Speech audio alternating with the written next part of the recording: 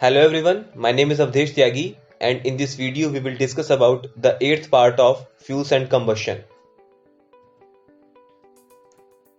So this topic, fuels and combustion, is covered in subject Applied Thermodynamics having subject code KMB 401, and in this video we will discuss about standard reference state for chemical reactions. तो standard reference state समझने से पहले हम किसी system की energy और उसका जो चेंज होता है हमें ये समझना होगा, क्योंकि जो स्टैंडर्ड रेफरेंस स्टेट है वो सिस्टम की एनर्जी से एसोसिएटेड होता है। ये हमने बेसिक थर्मोडायनेमिक्स नाम का जो सब्जेक्ट है उसमें हमने पहले से डिस्कस किया हुआ है, तो उसको हम रिकॉल करते हैं। यहाँ पर अगर हम देखें कि किसी सिस्टम की जो टोटल एनर्जी है उसका जो चेंज होता है वो हम इस फॉर्मूले से रिप्रेजेंट कर सकते हैं। तो यहाँ पर हम इंटरनल एनर्जी के चेंज को ले रहे हैं, वहीं पोटेंशियल एनर्जी के चेंज को ले रहे हैं और काइनेटिक एनर्जी के चेंज को ले रहे हैं। तो यहाँ पर हम जानते हैं कि जो इंटरनल एनर्जी है वो हमारी सिस्टम की जो एनर्जी है उसके माइक्रोस्कोपिक फॉर्म को रिप्रेजेंट करती है, और वहीं पोटेंशियल एनर्जी और काइनेटिक एनर्जी हमारे सिस्टम की एनर्जी के मैक्रोस्कोपिक फॉर्म को रिप्रेजेंट करती है।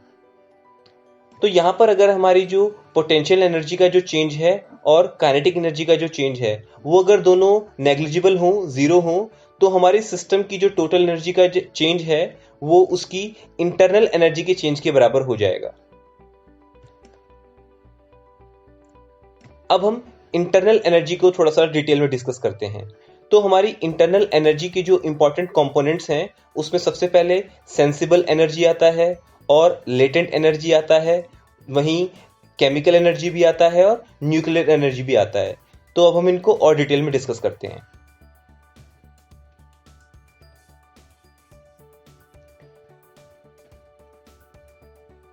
तो ये जो हमारे चार कंपोनेंट हैं इंटरनल एनर्जी के चेंज के लिए, उन कंपोनेंट में हम सेंसिबल एनर्जी और जो लेटेंट एनर्जी है इनको हम हमारे जो सिस्टम है उसकी चेंज ऑफ स्टेट के साथ एसोसिएटेड मानते हैं।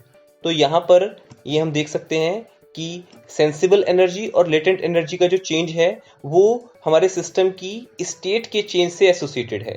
वहीं दूसरी तरफ जो हमारी केमिकल एनर्जी होती है उसका जो चेंज है वो हमारे सिस्टम के मॉलिक्यूलर स्ट्रक्चर के साथ एसोसिएटेड होता है, और जो हमारी न्यूक्लियर एनर्जी का चेंज है वो हमारे सिस्टम के जो न्यूक्लियर स्ट्रक्चर है उसके साथ एसोसिएटेड होता है।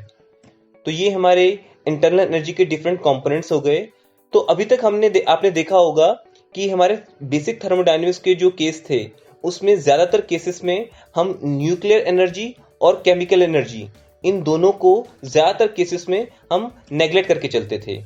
लेकिन क्योंकि हम फ्यूल्स एंड कंबशन सब्जेक्ट पढ़ रहे हैं और कंबशन हमारी बेसिकली केमिकल रिएक्शन होती है, तो यहाँ पर हमें केमिकल रिएक्शन को तो नेग्लेक्ट नहीं कर सकते हैं, उसको तो हमें लेके चलना पड़ेगा। और केमिकल रिएक्शन में हमारा न्यूक्लियर स्ट्रक्चर पे कोई इफेक्ट नहीं आता है, तो हम न्यूक्लियर स्ट्रक्चर को नेग्लेक्ट करके चल सकते हैं। तो इसलिए अगर हम देखें कि अगर हमारी जो केमिकल रिएक्शन हो रही है उसमें न्यूक्लियर एनर्जी में कोई चेंज नहीं है, तो हमारी ये जो इक्वेशन है वो रिड्यूस होकर आती है कि हमारा जो सिस्टम है उसकी इंटरनल एनर्जी का चेंज वो इन तीन कंपोनेंट के चेंज पर डिपेंड करेगा। वो तीन कंपोनेंट है हमारे सेंसिबल एनर्जी का चेंज, लेटेंट एनर्जी का चेंज और केमिकल एनर्जी का चेंज। तो इस डिस्कशन को हम कंटिन्यू रखते हैं। तो अभी तक हमने इंटरनल एनर्जी और उसका चेंज हम कैसे निकाल सकते हैं उसके बारे में डिस्कशन किया। अब हम स्टैंडर्ड रेफरेंस स्टेट के साथ कनेक्शन बनाना शुरू करते हैं। तो हम यहाँ पर सबसे पहले ये देखते हैं कि अगर कोई ऐसी प्रोसेस हो जहां पे सिर्फ स्टेट चेंज हो रही है और कोई केमिकल रिएक्शन नहीं हो रही है, तो क्या वहां पर हमें एक स्टैंडर्ड रेफरेंस स्टेट की जरूरत होगी? तो उस डिस्कशन को हम यहाँ पर देखते हैं। हम इंटरनल एनर्जी का जो चेंज है उसका जो मैथमेटिकल फार्मूला हमने पीछे देखा था उसको रिकॉल कर रहे हैं। तो हम यहाँ पर देख सकते हैं इस फार्मूले के अकॉर्डिंग इंटरनल एनर्जी का चेंज, सेंसिबल एनर्जी के चेंज और लेटेंट एनर्जी के चेंज और केमिकल एनर्जी के चेंज का सम अप होता है। तो यहाँ पर हम देख सकते हैं कि सेंसिबल एनर्जी और लेटेंट एनर्जी का जो चेंज है वो चेंज ऑफ स्टेट के साथ एसोसिएटेड होता है, और वहीं हमारा जो केमिकल एनर्जी का चेंज है वो हमारे सिस्टम के मॉलिक्यूलर स्ट्रक्चर के साथ एसोसिएटेड होता है। तो यहाँ पर क्योंकि हमारा जो केस है वो सिर्फ ये है कि हमें चेंज ऑफ स्टेट को ही डिस्कस करना है, इसके अलावा कोई और पॉसिबिलिटी नहीं है, तो हम यहाँ पर केमिकल रिएक्शन को नेगलेक्ट करेंगे। तो वहीं यहाँ पर दिया हुआ है कि अगर कोई भी केमिकल रिएक्शन ना हो रही हो तो हमारा जो केमिकल एनर्जी के साथ एसोसिएटेड जो चेंज है वो जीरो होगा, और उस वाले केस में हमारी ये जो इक्वेशन है ऐसे बन जाएगी।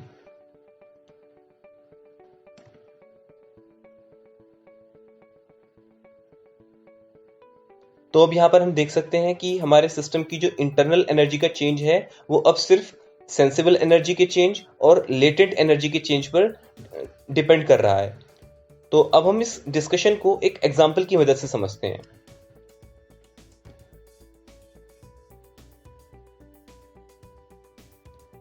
तो ये एक डायग्राम है जहां पर हमने टेम्परेचर वर्सेस एनर्जी एडेड को एक ग्राफिकल फॉर्म में रिप्रेजेंट किया है। तो इसको हम जूम इन करके देखते हैं। तो ये एक ऐसा केस है जो हमने थर्मोडायनेमिक्स सब्जेक्ट में भी पहले डिस्कस किया हुआ है। तो यहाँ पर हम इस डायग्राम के थ्रू ये दिखा रहे हैं कि अगर किसी आइस को जो कि -30 डिग्री सेल्सियस पर है उसको अगर हम किसी स्टीम में कन्वर्ट करें, स्टीम का टेम्परेचर 150 डिग्री सेल्सियस लिया हुआ है और इस कन्वर्जन के दौरान यहाँ पर हमारा एटमॉस्फेरिक प्रेशर 1 atm है। तो यहाँ पर अलग अलग जोन हैं और अलग अलग हमारी हीट एडिशन प्रोसेसेस हैं। तो यहाँ पर अगर हम देखें कि A से B तक हमारी एक सेंसिबल हीटिंग है, B से C हमारी लेटेंट हीटिंग है, C से D हमारी फिर से सेंसिबल हीटिंग है, D से E फिर से हमारी लेटेंट हीटिंग है और E से F हमारी सेंसिबल हीटिंग है। तो यहाँ पर अगर हम जब हीट दे रहे हैं किसी सिस्टम को तो उस सिस्टम की एनर्जी में चेंज आ रहा है, तो उस चेंज को निकालने के लिए हम कहीं पर भी किसी भी पॉइंट को हम रेफरेंस स्टेट मान सकते हैं। तो अगर हम यहाँ पर 0 डिग्री सेल्सियस को अगर हम रेफरेंस स्टेट माने, तो यहाँ पर हम 0 डिग्री सेल्सियस को एक रेफरेंस स्टेट मान लें, अगर ये हमने इसको रेफरेंस स्टेट मान लिया,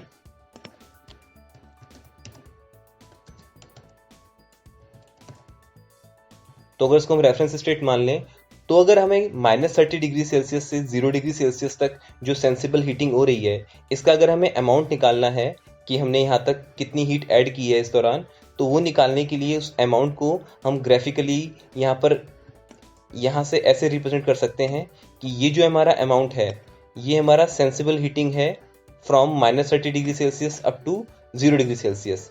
तो ये जो हमारा अमाउंट है हम रेफरेंस स्टेट अगर 0 डिग्री सेल्सियस पर ले लें तो ये हमने इस तरीके से रिप्रेजेंट कर दिया है। हम इसी तरीके से अलग अलग जोन के जो एनर्जी के जो अमाउंट हैं वो हम इसी तरीके से रिप्रेजेंट कर सकते हैं। ये जो हमारा अमाउंट है ये हमारा लेटेंट हीट वाला अमाउंट है। इसी तरीके से नेक्स्ट जो हमारा जो एनर्जी का अमाउंट इस ग्राफिकली हम रिप्रेजेंट कर सकते हैं, ये अमाउंट हमारा सेंसिबल हीटिंग के लिए होगा। तो हम रेफरेंस स्टेट अगर 0 डिग्री सेल्सियस पे ले लें तो ये हमारे चेंज इन एनर्जी के अमाउंट हमारे हो गए। वहीं अगर हम 0 डिग्री सेल्सियस की जगह अगर 100 डिग्री सेल्सियस को अपना रेफरेंस स्टेट मान लें तो हम देखते हैं क्या होता है। तो यहाँ पर हमने 100 डिग्री सेल्सियस को अपना अगर यहाँ पर रेफरेंस स्टेट मान लिया है तो ये हमारी न्यू रेफरेंस स्टेट हो गई है।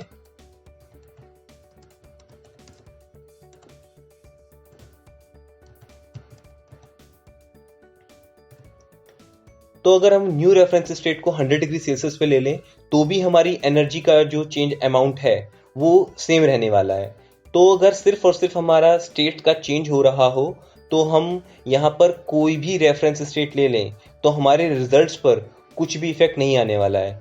तो यहाँ पर लास्ट में इसी चीज को यहाँ पर कंक्लूड किया गया है कि अगर हमारी सिर्फ किसी थर्मोडायनेमिक प्रोसेस में सिर्फ स्टेट का चेंज हो रहा हो तो हमें कोई भी रिजल्ट अगर निकालना है तो हम कोई भी रेफरेंस स्टेट ले लें, उससे हमारे रिजल्ट्स के ऊपर कोई भी फर्क नहीं पड़ने वाला है। इस वजह से हमें किसी भी स्टैंडर्ड रेफरेंस स्टेट की यहाँ पर जरूरत नहीं पड़ेगी। हमारे लिए कोई भी रेफरेंस स्टेट वर्क कर सकती है, तो हमें स्टैंडर्ड रेफरेंस स्टेट की जरूरत नहीं है। तो हम यहाँ पर ये कंक्लूड करके चलते हैं कि चेंज ऑफ स्टेट के लिए हमें कोई भी स्टैंडर्ड रेफरेंस स्टेट की जरूरत नहीं है। हम किसी भी आर्बिट्रेरी स्टेट को अपनी रेफरेंस स्टेट मान सकते हैं। अब हम ये देखेंगे कि क्या यही चीज हमारे केमिकल रिएक्शंस के लिए भी एप्लीकेबल है। तो आइए इसको डिस्कस करते हैं। तो यहाँ पर क्वेश्चन आता है कि किसी केमिकल रिएक्शन के लिए हमें स्टैंडर्ड रेफरेंस स्टेट की जरूरत है। तो इसको अब हम डिस्कस करते हैं।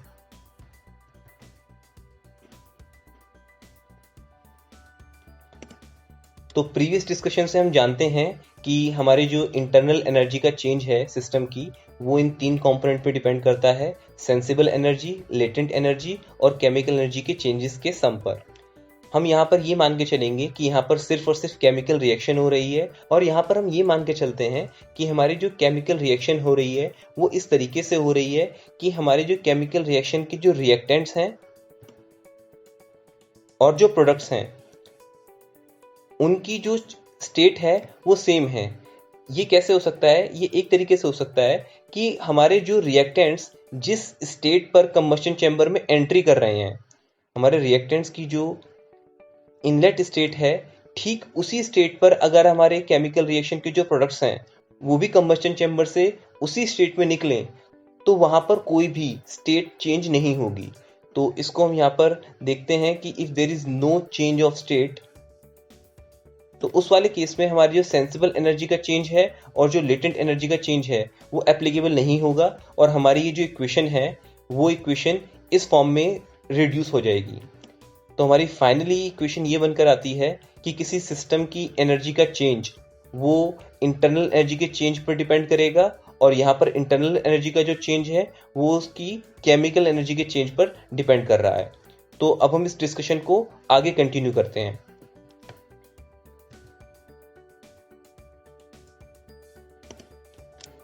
तो हम यहाँ पर देख सकते हैं कि सिस्टम की एनर्जी का जो चेंज है वो इंटरनल एनर्जी के चेंज के बराबर है, और ये इंटरनल एनर्जी का चेंज केमिकल एनर्जी के चेंज के बराबर है। तो हम यहाँ पर एक चीज ये रिकॉल करते हैं कि जो हमारी केमिकल रिएक्शन होती थी, उस केमिकल रिएक्शन में हमारे कुछ केमिकल बॉन्ड्स, जो एग्जिस्टिंग केमिकल बॉन्ड्स होते हैं, वो टूट जाते हैं और नए केमिकल बॉन्ड्स हमारे बनते हैं।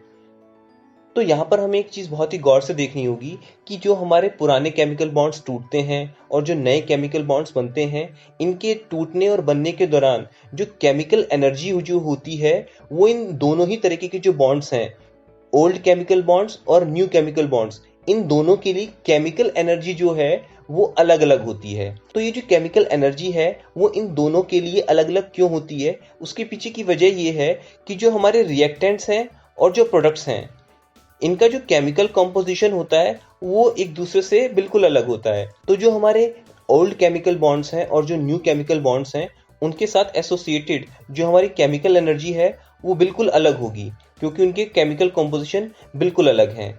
तो यहाँ पर इस केमिकल एनर्जी के अलग होने की वजह से हम यहाँ पर डायरेक्ट वो अप्रोच नहीं लगा सकते हैं जो अभी हमने पीछे चेंज ऑफ स्टेट के समय लगाई थी, कि वहां पर हम आर्बिट्रेरी कोई भी रेफरेंस स्टेट चूज कर लें और हमें जो चेंज चाहिए वो हम सीधे सीधे निकाल सके।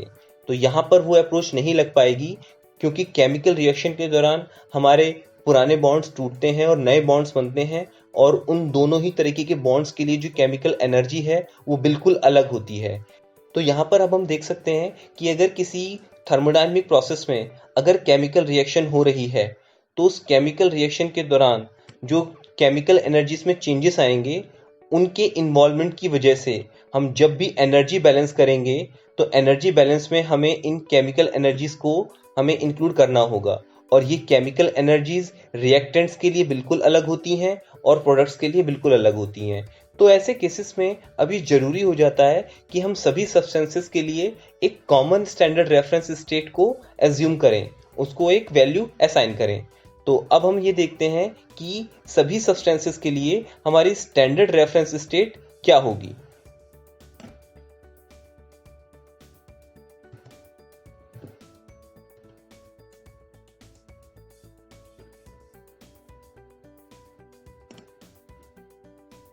देखिए, अगर बिल्कुल बेसिक लेवल पर बात करें तो किसी आइडियल गैस के लिए जो स्टैंडर्ड रेफरेंस स्टेट जो चूज की गई है वो सिर्फ प्रेशर के टर्म में दी गई है, और वो है 1 बार,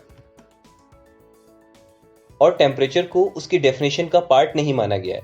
लेकिन ये देखा गया है कि ज़्यादातर जो हमारी थर्मोडायनेमिक्स क्वांटिटीज़ हैं उनके लिए जो टेबल्स बनाई गई हैं, उनका जो कंपाइलेशन है वो एक स्पेसिफिक टेम्परेचर पर किया गया है, और ज़्यादातर केसेस में वो जो टेम्परेचर है वो 25 डिग्री सेल्सियस लिया गया है। 25 डिग्री सेल्सियस, या उसको हम 298.15 केल्विन भी बोलते हैं। बहुत ही कम केसेस में वो जो टेम्परेचर है वो 0 डिग्री सेल्सियस भी लिया गया है, लेकिन मेजॉरिटी जो है वो है 25 डिग्री सेल्सियस की।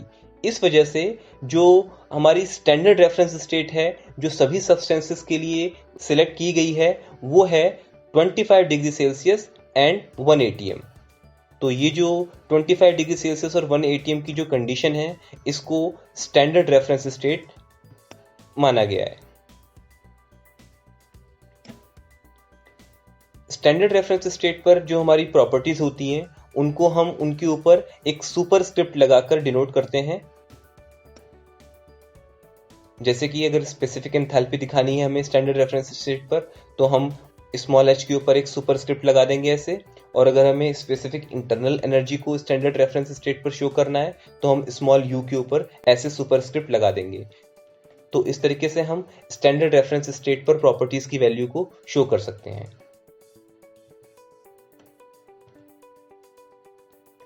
अगर आपकी आज की इस वीडियो से रिलेटेड कोई भी क्वेरी है तो उस क्वेरी को आप इस ईमेल आईडी पर लिखकर भेज सकते हैं और मैं कोशिश करूंगा कि आपकी उन क्वेरीज का जवाब दे पाऊं।